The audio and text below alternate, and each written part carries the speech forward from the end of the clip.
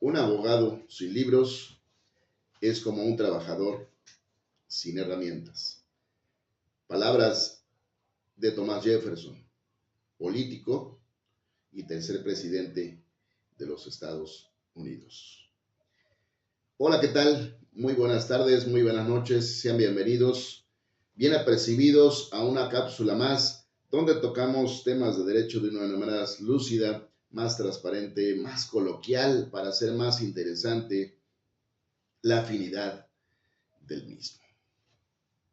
En esta ocasión trabajaremos un punto súper importante, hasta un poco olvidado, podría decirlo, y esto hace alusión al concepto de juicio político en México. Muy bien, trabajaremos en sus conceptos, un poco de historia, su fundamento, sus precedentes, su finalidad, sus prescripciones, entre muchas otras. Para ello, como siempre, nos ayudaremos de nuestra Constitución Política Mexicana, este maravilloso libro que es nuestra Carta Magna, y siempre nos apoyamos de ella. Bien, para conocer el juicio político tenemos que conocer, como siempre, de estos maravillosos antecedentes, de esta maravillosa historia que nos enriquece y nos hace conocer un poquito más allá nuestro presente y nuestro futuro. Este juicio político nace en la Constitución de 1824. Ahí, en esta Constitución, solamente se establecían responsabilidades hacia los gobernadores, nada más. Eso es todo. Realmente estaban muy desprotegidos en ese entonces los gobernados.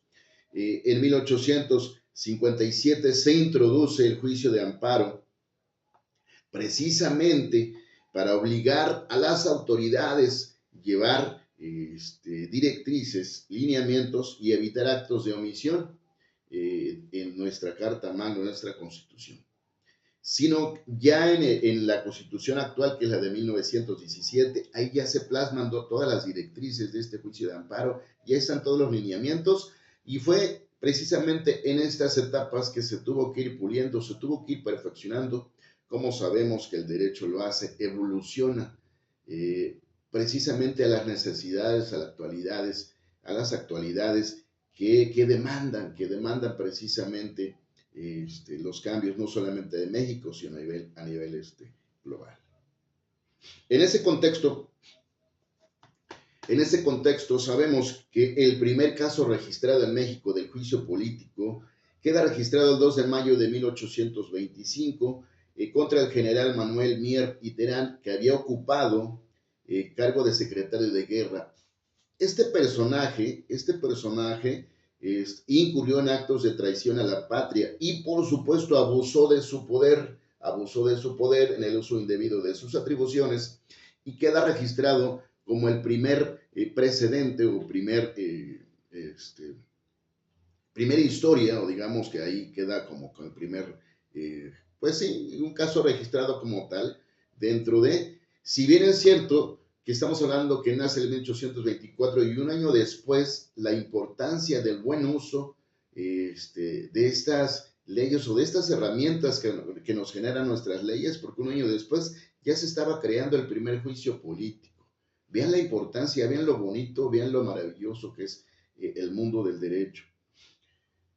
Uno de los casos más sonados aquí en México sin duda es de nuestro expresidente Luis Echeverría en el año de 1976, aunque sabemos que no se llevó la conclusión de su destitución. El juicio político estuvo inconcluso, y esto derivado precisamente por la matanza de los estudiantes de Tlatelolco y todas las opresiones que eso llevaron. Esto creó un hito, un parteaguas para que, pues, como tal, estos procesos para llevar a cabo el juicio quedara ya como enmarcado, sellado, y a partir de ahí se generaron ciertos personajes que, bueno, en mi punto de vista crearon relevancia, pero Este dato del expresidente Luis Echeverría creo un parteaguas dentro del juicio político. Más allá de la historia, más allá de sus precedentes. Muy bien, ahora trataremos de ser sencillos, como siempre lo he reforzado. Su definición, ¿cuál sería la definición de este juicio político? Pues en México sabemos que es un procedimiento como medio de control constitucional a través del Congreso de la Unión para sancionar a todos aquellos servidores públicos que han hecho acto omiso de lo que marca nuestra Constitución y precisamente puede llegar a la destitución, a la inhabilitación de las mismas, precisamente con penas que van más allá, no solo de la destitución, sino también a la reparación del daño. Esa sería la definición, precisamente sencilla, suave en ese sentido. Y su finalidad, pues viene pegada de la mano porque es precisamente la finalidad de esto, es sancionar estos servidores públicos que en el mal actuar de sus funciones, pues no siguen los lineamientos en el ejercicio de sus funciones que marca la ley. Muy bien. Ahora aquí la pregunta siempre es importantísima. ¿Cuáles serían sus fundamentos? ¿Dónde quedaría plasmado en nuestra interesantísima Carta Magna?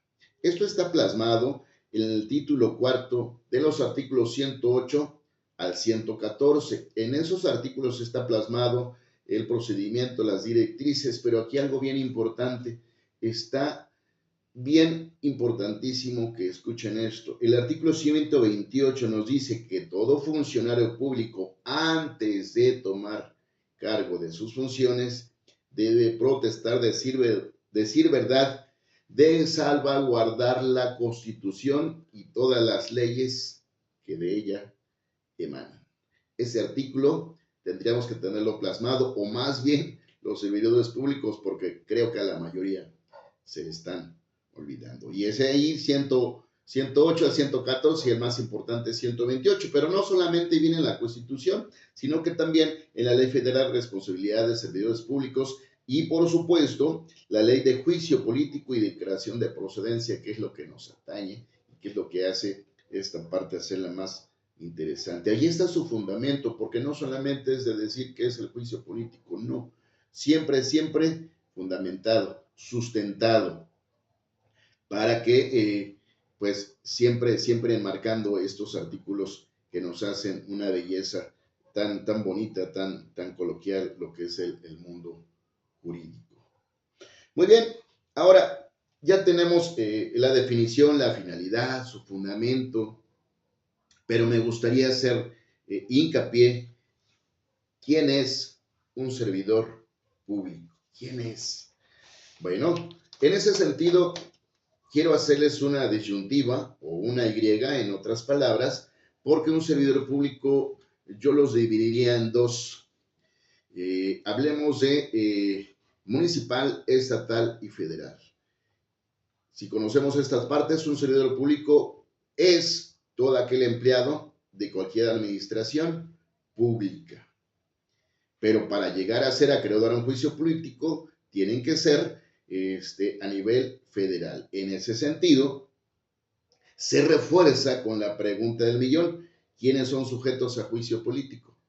Ahí la importancia. Y esto viene plasmado en el artículo 110, que nos dice: podrán ser sujetos de juicio político todos los senadores, diputados del Congreso de Unión, inclusive el presidente de la República, como lo veíamos, el expresidente Luis Echeverría, y bueno, y todos aquellos, importantísimo, porque podemos decir una lista, pero todos aquellos de elección popular. Más allá de eso, ellos son los que son acreedores o sujetos de juicio político. Muy bien, ahora bien, ¿cuáles serían las causales? La más importante, porque la más escuchada para todos, es la traición a la patria.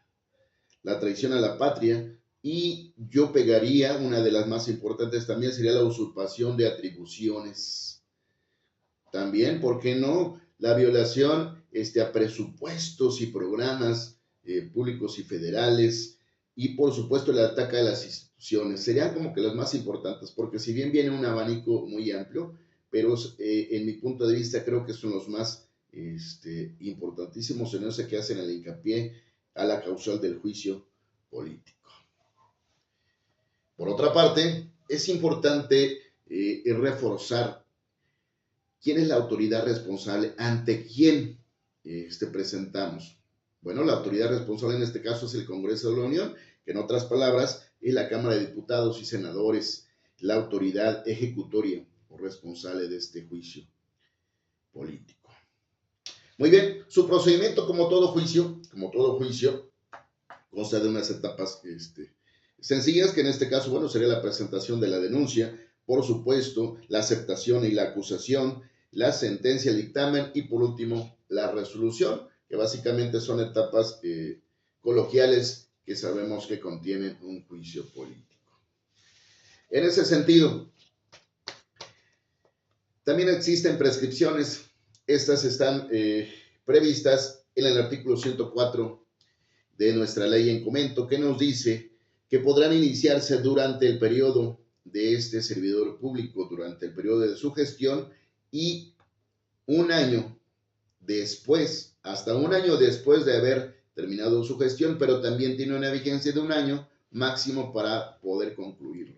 En otras palabras, nos dice el artículo 114 que solamente tenemos de un año, o en un año prescribe, para que lo podamos entender en ese sentido. Solamente tenemos vigencia de un año. Está muy claro también. Si pudiéramos entender esta parte, lo veíamos en los renglones anteriores, nos dice el artículo 109 la diferencia entre faltas administrativas y causas penales. Esto quiere decir que el artículo 109 nos queda claro que no todas aquellas causales, como los vimos anteriores, pueden ser causales de juicio político. ¿Por qué? Porque una expresión de una idea diversa no es precisamente una causal de juicio político. Una falta administrativa, aunque sea grave, no es una causal de juicio político. ¿Sí? Precisamente omisiones a legalidades no es una causa de juicio político, porque también pues existen procedimientos de faltas administrativas graves. Esto nos tiene que quedar claro, y eso nos dice el artículo 109, la diferencia entre uno y otro. Básicamente ahí quedaría como tal.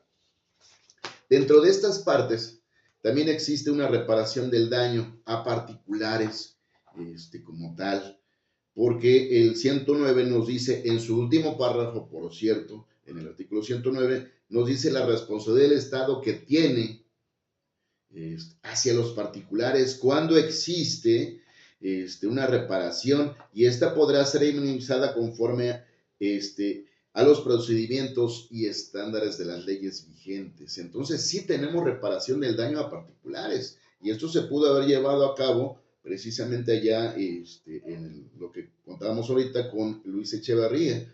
Lamentablemente creo que hicieron caso omiso de este artículo 109. Hubo muy poca reparación del daño, la verdad, honestamente. Por eso decíamos que es un caso muy sonado, porque aquí sí existe básicamente la responsabilidad por parte del Estado hacia allá. Y bueno, no precisamente el Estado, sino precisamente este servidor público que se desprende de ahí, ¿no? Se desprende de ahí, porque si bien es cierto, es un servidor público, pero a través de elección popular, que los mismos gobernados tienden a ponerlo en el puesto que, pues en su defecto, desempeñe de sus labores. Ok, correcto. Ahora, por otra parte, me gustaría comentarles que más allá de lo previsto, aquí viene otra pregunta pero súper importante. ¿Quiénes pueden iniciar o presentar el juicio político? Es muy sencillo. Toda persona de carácter civil, capaz, por supuesto, con sus derechos y obligaciones de las que emana nuestra Carta Magna, puede iniciar este juicio político. ¿Y dónde lo va a presentar? Como lo decimos, lo va a presentar precisamente al Congreso de la Unión con su denuncia correspondiente. Toda persona de carácter de gobernado, con sus atribuciones, con sus derechos y obligaciones que nos dicta nuestra Carta Magna, pueden hacerlo. No precisamente tiene que ser otro funcionario, no, es cualquier persona en ese bajo estricto. Entonces, vimos todas las etapas, vino todo lo demás. Podríamos resumir entonces ya, olvidemos los próximos puntos, ¿qué es en resumen el juicio político? Podríamos decir que es una herramienta como medio de control constitucional para sancionar a todo servidor público que ha omitido la directriz que marca la Constitución a través de originarles penas, y estas penas, como lo decíamos previstamente, pueden ser a través de la inhabilitación de la misma de la institución de este juicio político, y bueno, pues como tal, cuando caen en un delito grave como es las causales previstas. En ese sentido, nos quedó un poquito más claro este juicio político, y bueno, pues como siempre, tratando de ser explícitos, claros, sin llegar a temas rebuscados, para que sea más práctica y más amena estas charlas constitucionales, no solamente jurídicas, sino más allá de, pero no tendrían que ser siempre temas especializados, siempre tienen que ser interesantes para todo público en general, y esa es aquí la importancia de todo esto. En ese sentido, esperando haber llegado a su fin, a su cometido, con todo lo previsto. Me despido. Es cuanto.